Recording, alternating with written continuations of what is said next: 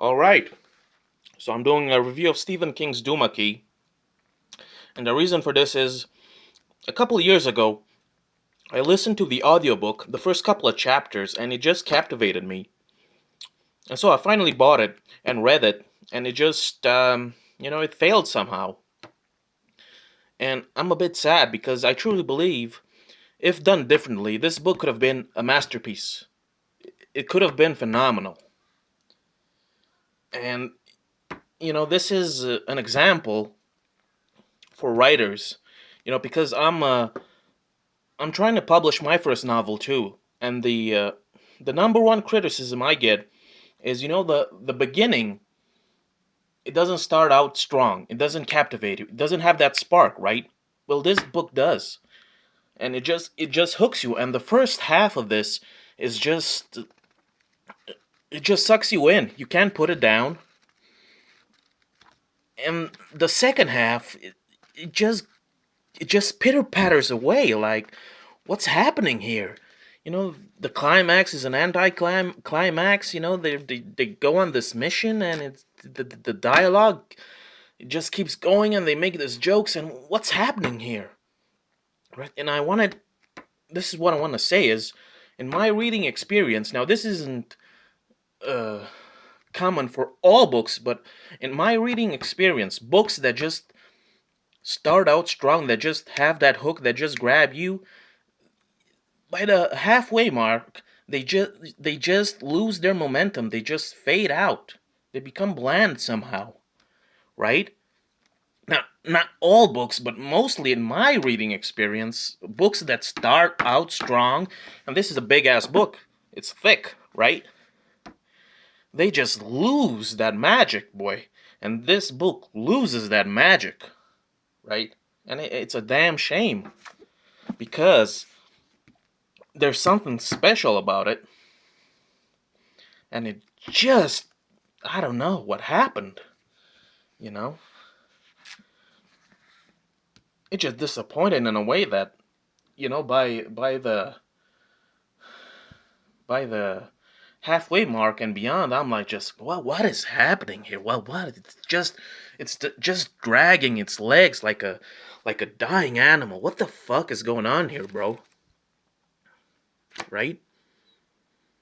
But anyway, how do you know that even though it disappoints, it's still a good book? And that is if you're gonna read it again. And I'm gonna read it again because the beginning, the first half of this is just that intriguing. It's magical almost. And I truly recommend it because there's some amazing quotes here, right? And I'm not gonna spoil anything what happens, how it just loses its fire and just becomes a bloated carcass, right? You should read it. Because if you're a writer, you need to understand that sometimes less is more, and sometimes you just have to throw away what you've written and try again. Because Stephen King needed his editor to just look at this and say, you know what, maybe you should rewrite the second half. Maybe you should go try a different angle, right? I'm stuttering now. You know, it just goes nowhere. The antagonist of this is just something that, I don't know. You just have to read it. It's hard to explain. It just fails miserably at the end. And not to say that it's a bad book. It's not. You get invested in the characters. You're kind of interested in this Duma Key area. The house. The main character, what he does. There's a secondary character that's also kind of a main character in a way. You know, this is a clear example for anyone who wants to be a writer to understand that just because you have, that you just the book captures you from the very first paragraph doesn't mean that the rest should be less. And that's why I don't agree with literary agents who say, the book The book doesn't have a hook. It doesn't have a hook. Well, my saying this is, well, what about the rest? Just because it has a hook and it grabs you doesn't mean that the rest is gonna prove to be the same. Okay? If you're an aspiring writer, this is a great example of what you should not do, right? If you start your book and it just grabs you from the beginning, then I should say that the rest should be the same, right? But like I said, the second half of this book is just wow. It's like being lost out to sea and you're just dying out there. You're just being cooked by the sun slowly. It's just like, what happened? Right? Just because the book begins with a banger doesn't mean that the whole book is fantastic, because it's not. Alright? The book can be. I know a lot of books that just, you start reading them and they're just a bore, really. They're bland and they're slow burners. And they get somewhere. I like those books.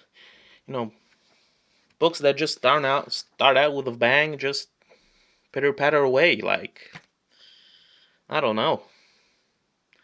I like the journey that takes you slowly. The character grows, things happen, etc., etc. If you begin a book with things happening already and there's just crazy stuff going on everywhere, how are you gonna follow that through? You know, like you have a fantasy book and it's battle after battle after battle. Nobody gives a fuck about that many battles, right? But I warmly recommend this book, right? What makes a great book great, even though it disappoints? Because you're gonna read it again, and I'll read it again, and I recommend it. And I'm just gonna leave you off with a quote here. It's somewhere in the beginning, I think, and it says, you know, God loves surprises, and God punishes for what we cannot imagine. Now that alone should make you want to read this book. Okay, there are some great parts in this. It's a good book. It could have been a masterpiece. And that's all.